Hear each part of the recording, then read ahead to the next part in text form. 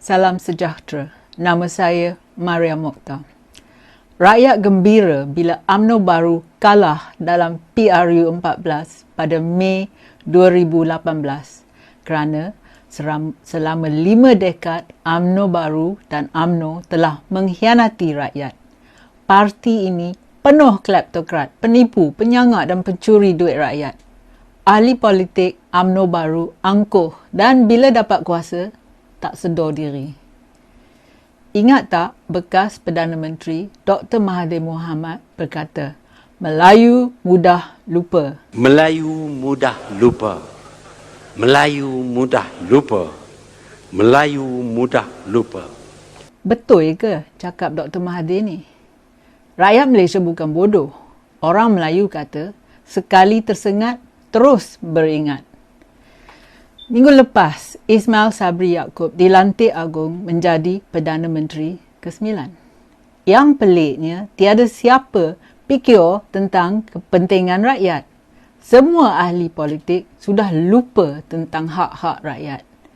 Yang mengkhianati rakyat dalam langkah Sheraton ialah bekas orang UMNO baru. Sekarang ni, orang UMNO baru sekali lagi diberi kuasa. Yang rugi siapa? Betul ya, kita, anda dan saya. Yang mangsa. Rakyat negara jadi mangsa berkali-kali. Sekali tersengat, terus beringat. Perlantikan Ismail Sabri beri persepsi yang salah pada rakyat Malaysia. Dan di sini saya beri anda 10 sebab-sebabnya. Nombor 1. Tiap-tiap kali ada pemimpin baru, kita dengar pesanan yang menarik seperti perpaduan dan pemimpin akan mewakili semua bangsa. Lepas itu, pemimpin baru akan umumkan, kami satu Malaysia, bekerjalah dengan saya. Kami semua rakyat Malaysia. Baru-baru ini, kami keluarga Malaysia. Tunggu saja 100 hari. Lepas itu, semua janji akan dilupa. Kita tengok ahli politik bertinju, merebut kuasa. Kemudian terkeluarlah, lu balik tongsan, pendatang dan lain-lain. Janji Melayu seperti inilah yang membuat kita tidak mempercayai mereka lagi. Kita dah jenuh dengar janji Melayu pemimpin. Nombor 2. Sila tentukan makna keluarga. Adakah pemimpin jadi bapa kepada semua orang atau jadi bapa tiri kepada orang yang bukan Melayu?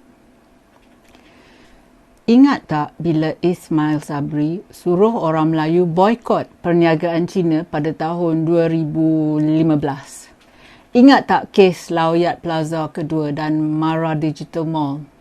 Dia juga mahu kumpulan pendidik Cina Dongzong diharamkan. Jadi, konsep keluarga Malaysia bermaksud yang ia akan haramkan ketuanan Melayu. Tidak ada perkauman, tiada ancaman terhadap kaum minoriti dan lain-lain lagi. Adakah ini akan dilakukan? Nombor 3. Ismail Sabri kata kestabilan politik dapat dicapai dengan cepat melalui kebersamaan dan ini termasuk kerjasama semua pihak. Ismail Sabri dah lupakah yang ketidakstabilan politik di negara ini disebabkan oleh UMNO baru bersatu dan PAS merebut kuasa? Ahli parlimen mengkhianati kepercayaan pengundi dengan menukar parti mengikut kehendak diri mereka. Jika Ismail Sabri ikhlas untuk mencapai kestabilan politik, dia mesti setuju melaksanakan undang-undang yang ahli politik tak boleh melompat dari satu parti politik ke yang lain. Nombor 4. Nak cakap tu senang. Untuk membuktikan konsep keluarga Malaysia, boleh tak Ismail Sabri setuju dan sedia menawarkan lebih banyak penyertaan bukan Melayu dan bukan Islam dalam kabinet dan kerajaan? Orang yang bukan Melayu dan yang bukan Islam bersedia untuk mendengar dan berganding tangan dengannya. Tapi adakah pentadbiran Melayu bersedia berganding tangan bekerjasama untuk kepentingan negara? Kalau ya, itu baru betul semangat keluarga Malaysia. Nombor 5. Apabila Ismail Sabri dan juga UMNO baru lemah, diorang gunakan keluarga Malaysia. Apabila Ismail Sabri mempunyai majoriti, ia akan kata lawyat number 2. Dulu, bila ia Menteri Kanan dalam Majlis Keselamatan Negara, ia gagal nak kontrol wabak coronavirus. Sekarang, dia sedar yang dia mesti bekerjasama dengan pihak pembangkang untuk mengatasi wabak coronavirus. Bila wabak coronavirus boleh dikontrol dan UMNO baru jadi kuat sekali lagi, adakah keluarga Malaysia akan kembali ke keluarga Melayu? Ketika negara ini muflis dan rakyat jadi miskin, Ismail Sabri guna keluarga Malaysia untuk berkongsi rasa sakit, kerugian dan memikul beban dasar pemerintah yang gagal.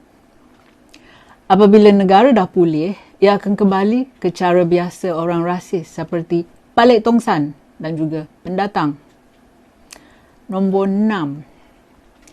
Ismail Sabri kena buktikan pada rakyat yang kami adalah keluarga Malaysia dengan memberikan 30% jawatan kabinet dan jawatan tertinggi GLC kepada orang yang bukan Melayu, yang cekap dan berhak.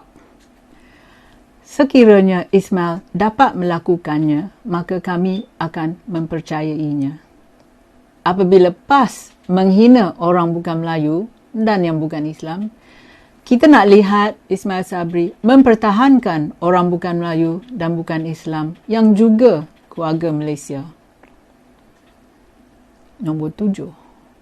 Adakah PAS mengetahui dan setuju konsep keluarga Malaysia ini?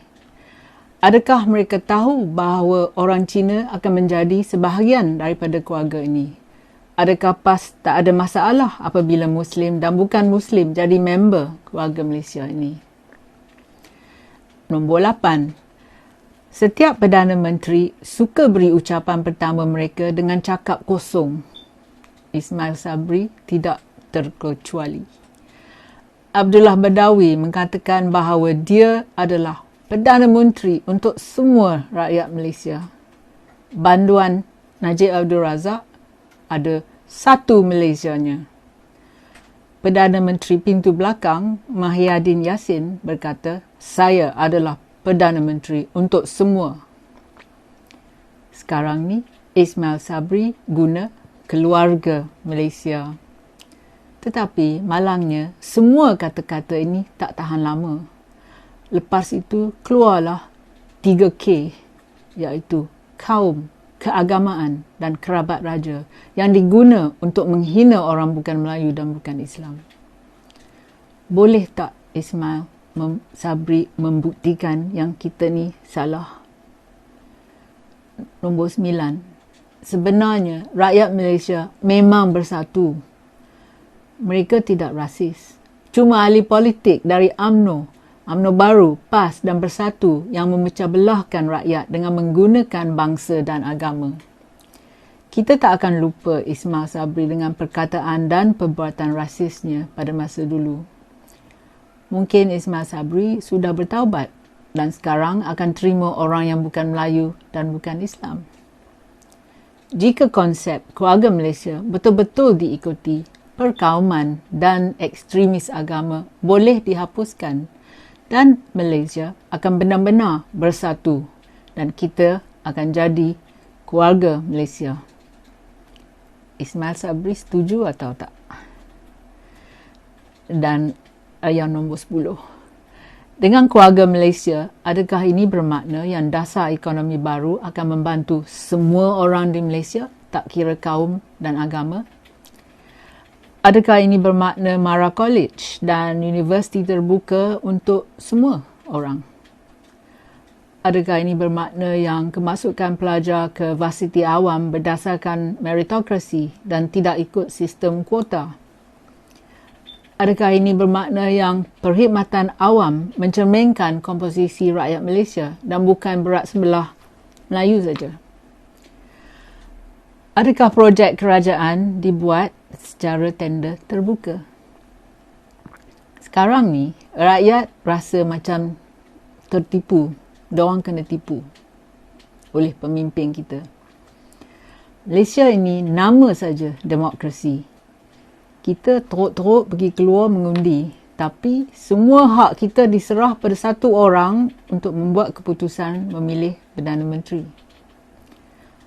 Golongan muda tengok apa yang sudah berlaku dan mereka marah kerana yang korup, yang rasis, yang suka main perkauman dan agama telah muncul sekali lagi sebagai Perdana Menteri. Terima kasih kerana sudi menonton. Jumpa lagi.